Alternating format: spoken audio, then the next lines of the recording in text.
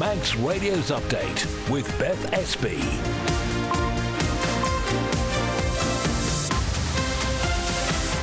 Well, first, good evening. It is Tuesday, the 18th of February, the third Tuesday in the month, which means only one thing: Tynwald and budget time.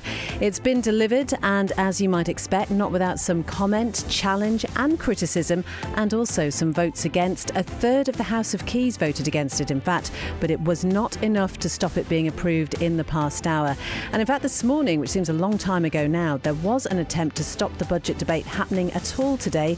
Before 5:30, we'll go through some of the highlights for you and look at how the budget is likely to impact you directly, as well as hear some of the contributions that were made in Tynwald today. And if you'd like to get in touch, you can text the studio 166 177. We'll start with a roundup of today's main news headlines with Lewis. Fastamai. Tynwald has approved the budget for the next financial year. All those in favour, please say aye. Aye. Those against, please say no. No. Treasury Minister Alex Awenson won the backing of the court for his Pink Book, which sets out how the island's money will be spent during 2025 to 2026. 16 members of the House of Keys voted for the budget, with 8 voting against. All 8 members of the Legislative Council voted in favour. Among the headlines from the budget, the higher rate of income tax has been cut from 22% to 21%. We'll have more details on what's contained within Treasury's plan coming up in the programme. In other news on the island, nurses employed by Manx Care are to be balloted over whether they would be prepared to take strike action. The move follows the rejection of the most recent pay offer in November. A butcher on the Isle of Man has announced it will stop supplying Tesco with its products from the end of this month. Andreas Meat Company says it intends to develop its brand by working with a long-established network of local retailers instead. And Friday's daytime sailings to Heysham and back are subject to possible disruption or cancellation due to the adverse weather forecast. Strong to gale force winds are expected, leading to a rough state of sea.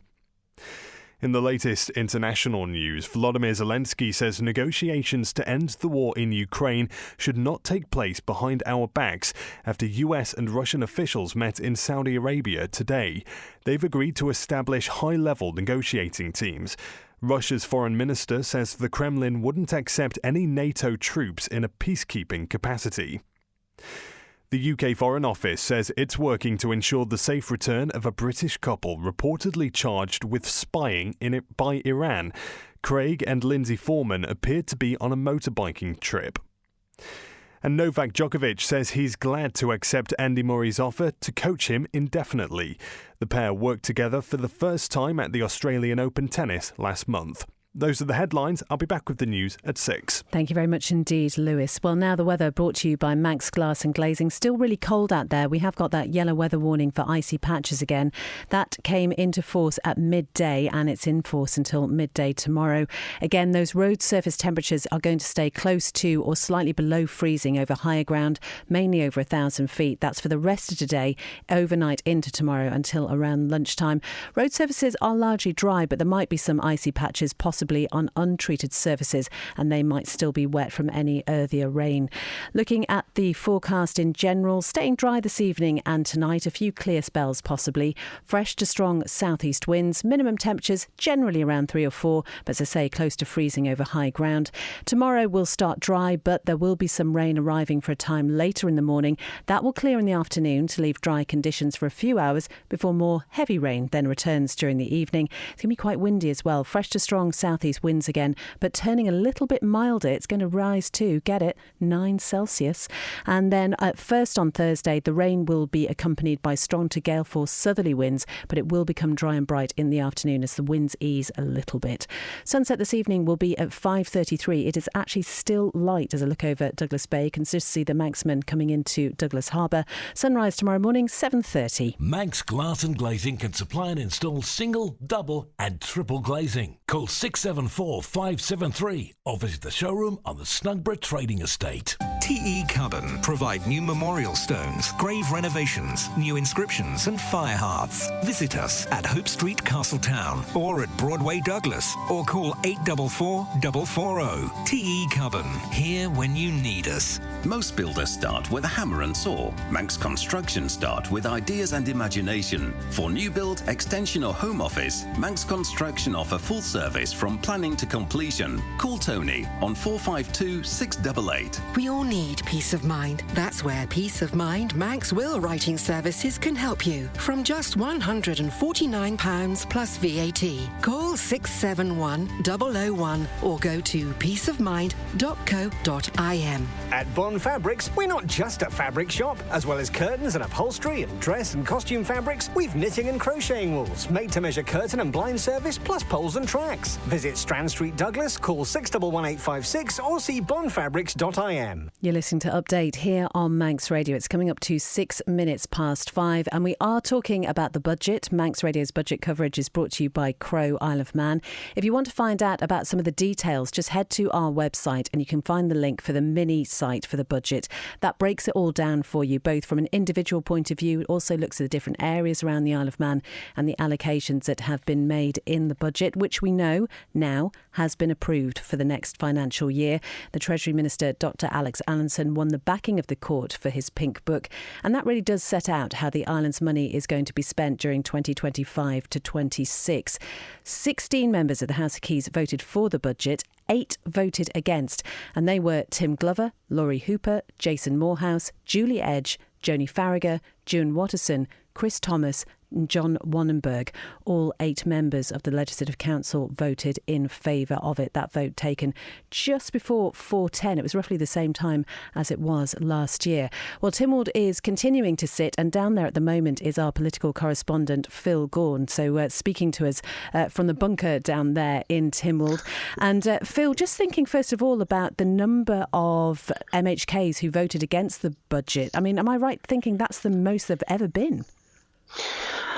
Certainly in recent times, the one thing that I am told was that when the old board system existed back in the 80s, there was a budget defeat, but I don't recall that myself. I was probably too young at the time.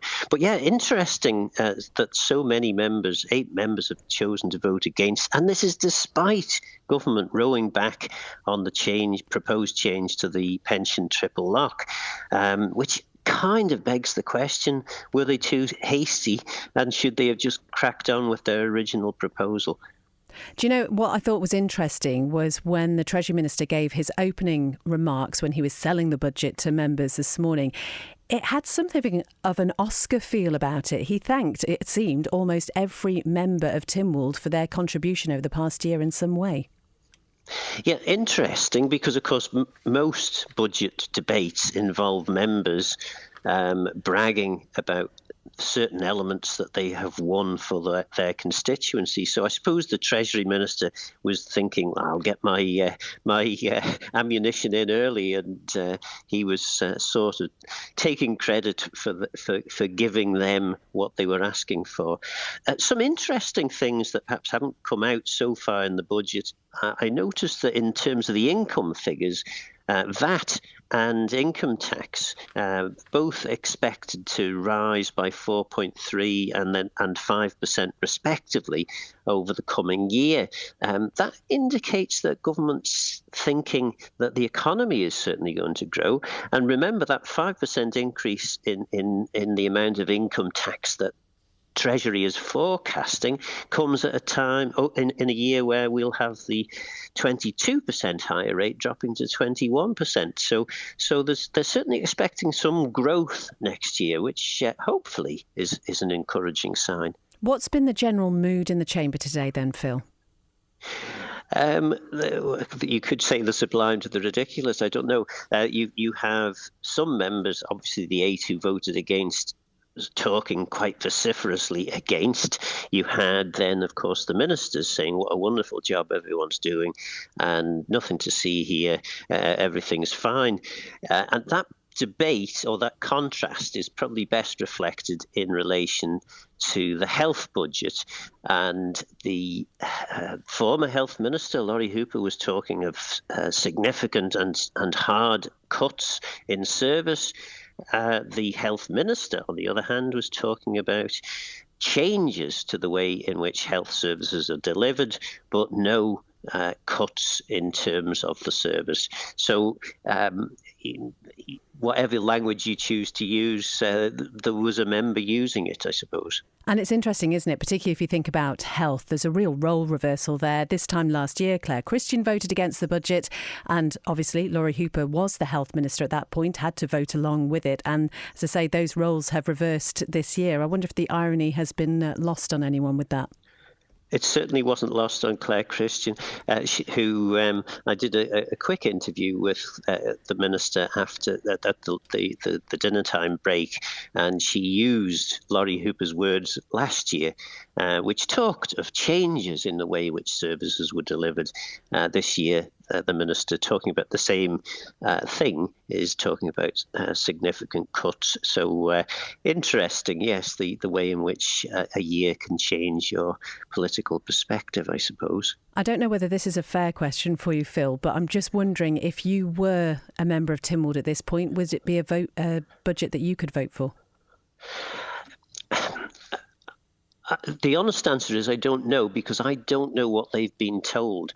All I can base my a decision on is what we've seen. And of course, what we've seen is not an awful lot. So I'll use as an example. We know that there was an £8.3 million increase in the education budget.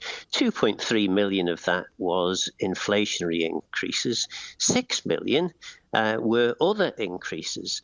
But what we weren't told was what those other increases were to pay for. Now, subsequently, I've found out from the various ministers that 3 million of that is for additional educational needs. 3 million of that is for supporting things like the nursery provision, that sort of thing.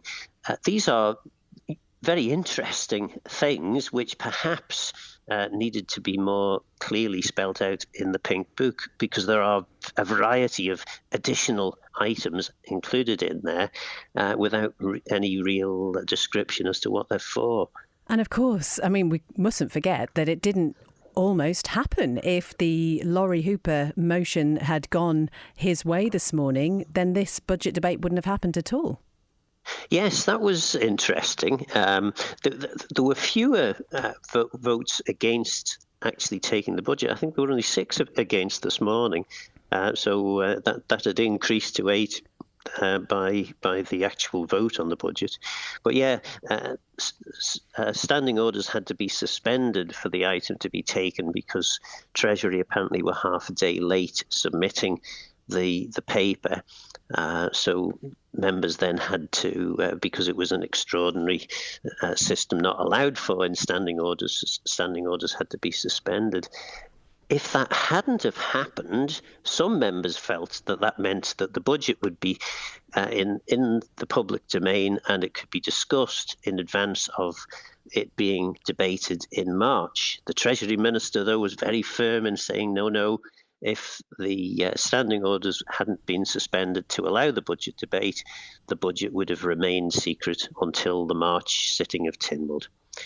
And just finally, Phil, I think it was John Wannenberg, MHK, who made reference to the fact that he felt this was an election budget, essentially, and it was all about getting the votes in and wasn't likely to be much change before 2016 and that general election. Well, of course, that's the fascinating thing. They have effectively decided to pull back from taking the unpopular decision in relation to the pensions triple lock. That is so that they can have a separate debate and discussion on that in Tynwald. And the assumption is it will be back in the budget next year. Now, bearing in mind, most people who turn out to vote are pensioners. The likelihood of them removing the pensions triple lock 6 or 7 months prior to the next general election seems an interesting prospect and certainly not a vote winner. Certainly wouldn't seem to be on the face of it. But Phil, thank you so much. We'll let you get back to the fun of watching Tynwald now. Thank you for joining us. Guramaid, thanks. Guramaid. That is our political correspondent, Phil Gaughan. There will be much more analysis. We've got lots of interviews to bring you over the course of the next few days on the budget. Some of the key points for you, probably most significant, that reduction in the higher rate of income tax, a reduction from last year when that higher rate went up to 22%. It now stands at 21%.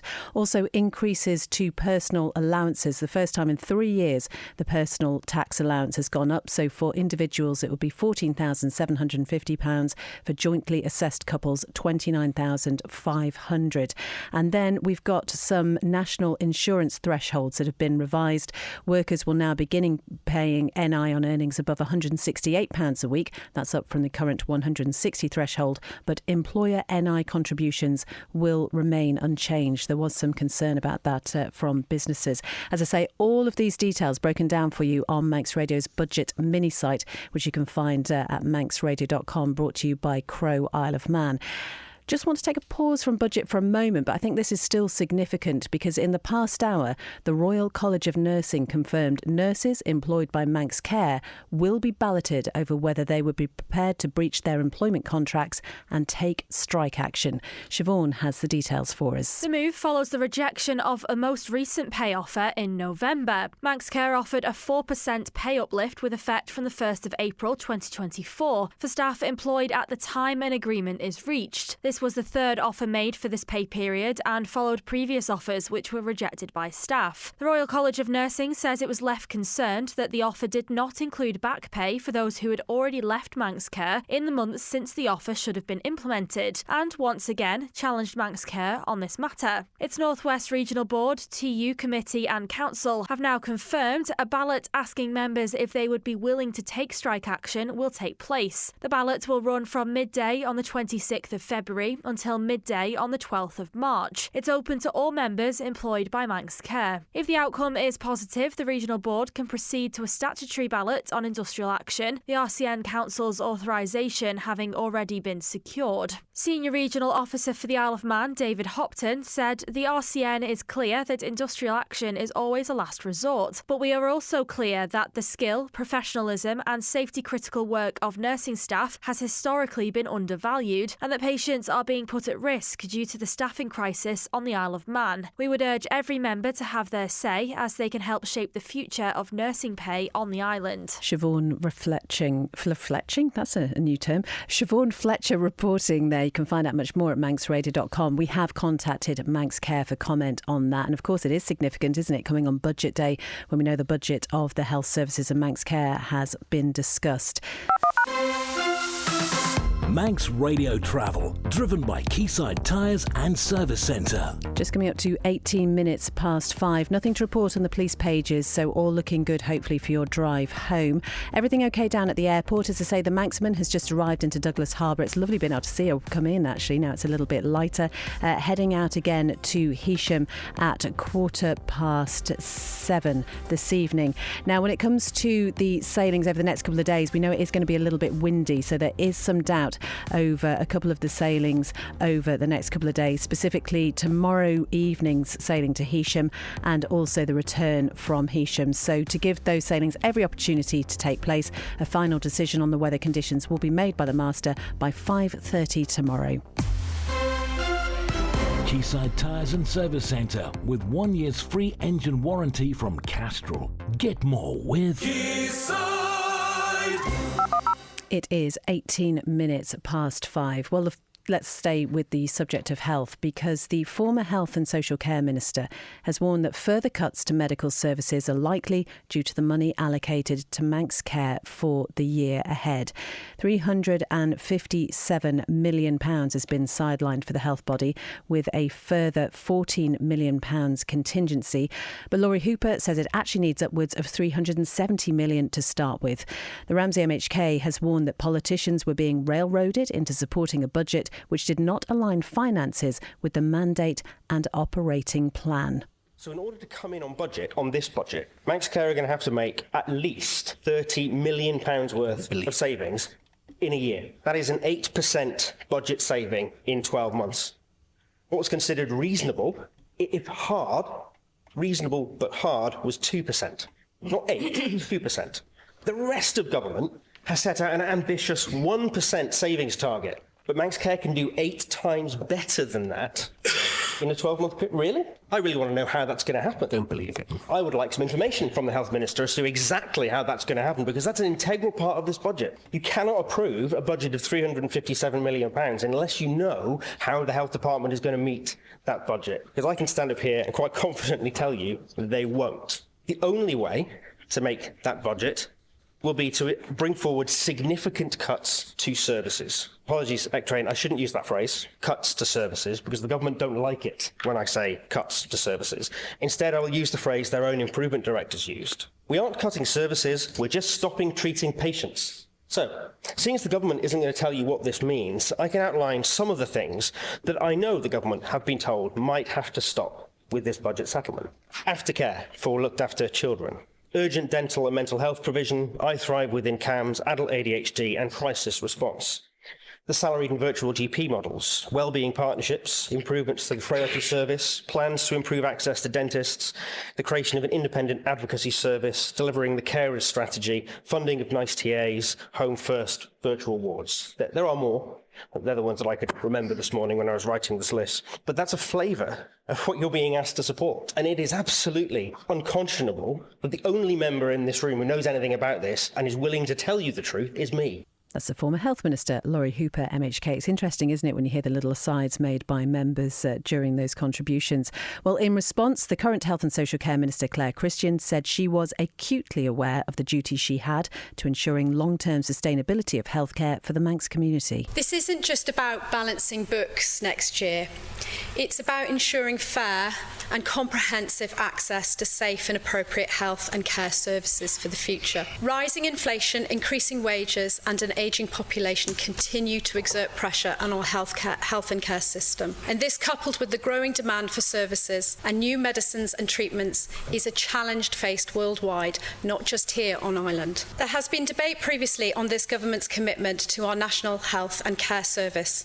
And honourable members, it would be irresponsible for anyone to suggest that there was any change to this commitment. This government is committed to the health and care of everyone in our community, and this is clearly demonstrated in this year's budget. But that commitment must be coupled with change to ensure that we are providing safe, good quality, efficient services which represent the best value for money for the taxpayers who fund those services. That's the Health Minister, Claire Christian. Well, this year's budget will make a difference to people on the Isle of Man and increase the money working families have in their pockets. It's the view of the Chief Minister, Alfred Cannon, who said today the financial plan for the year ahead showed how committed government was to helping people navigate continued economic uncertainty. This, Mr. President, is a budget for working families. This is a government that has consistently shown its commitment to working families, whether it's been equalising child benefit rates, whether it's been providing extra years early education. Time and time again, the Treasury and the Treasury Minister in this government has shown its commitment to our working families. I congratulate him on getting more money into working families' pockets and indeed more money into people's pockets generally across the economy, from single people through to our pensioners.